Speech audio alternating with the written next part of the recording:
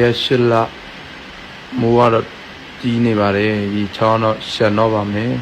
မိုးကလည်းမတိုက်သေးပါဘူးတချို့အိမ်တွေတော့ရေဝင်ပြီးတော့ရေတွေရှက်နေပါပြီမိုးအဆက်မပြတ်ရွာသွန်းမှုကြောင့်တောင်ကြီးမှာမြေပြိုမှုတွေဇက်တိုက်ဖြစ်ပွားနေပြီးကလောနဲ့ရွှေညောင်တို့မှာရေကြီးမင်္ဂလာပါပရိသတ်ကြီးရှင်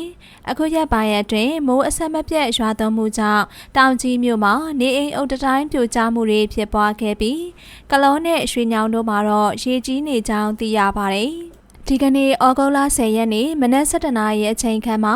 ကျောင်းကြီးစုရက်ကွက်နှင်းစီလန်းနယ်မြေ30မှာနေအိမ်အုပ်တိုင်းပြိုကျခဲ့ပြီး၎င်းနေအိမ်ရဲ့မိဖို့ကျောင်းတစ်ထက်နံကတ်သွမို့အလျား28ပေအနံ12ပေအနောက်ဘက်အုပ်နံရံထိခိုက်ပျက်စီးသွားပြီးမိဖို့ကျောင်းအတွင်းရှိပစ္စည်းများလည်းပျက်စီးသွားခဲ့တယ်လို့သိရပါတယ်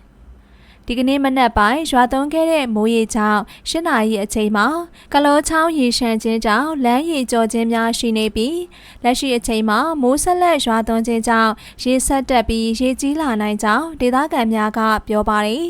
။ဒါအပြင်ရွှေညောင်မြို့မှာလည်းလမ်းရေကျော်ပြီးရေနစ်မြုပ်ခြင်းဖြစ်ပွားခဲ့ပြီးလမ်းခရီးသွားလာရအခက်အခဲကလူနေရပ်ကွက်တချို့ရေနစ်မြုပ်နေကြောင်းသိရပါတယ်။ရေကြီးမှုကြောင့်အင်းလေးဒေသမှာလည်းစိုးရိမ်ပွဲရှိနေပြီး2024ခုနှစ်ဩဂုတ်လမှာလည်းစံချိန်တင်ရေကြီးရေဘေးကြုံခဲ့ရတာကြောင့်အင်းလေးကန်ဒေသရှိကျေးရွာများရေကြီးရေတက်လာမှာကိုဒေသခံများစိုးရိမ်လျက်ရှိတယ်လို့လည်းသိရပါတယ်။ယခုရက်ပိုင်းအတွင်းမိုးများအဆက်မပြတ်ရွာသွန်းမှုကြောင့်ရှမ်းပြည်နယ်ဒေသအသီးသီးမှာရေကြီးရေရှမ်းမှုများဇက်တိုက်ဖြစ်ပွားနေကြောင်းလည်းသိရှိရပါတယ်။ရက်8လ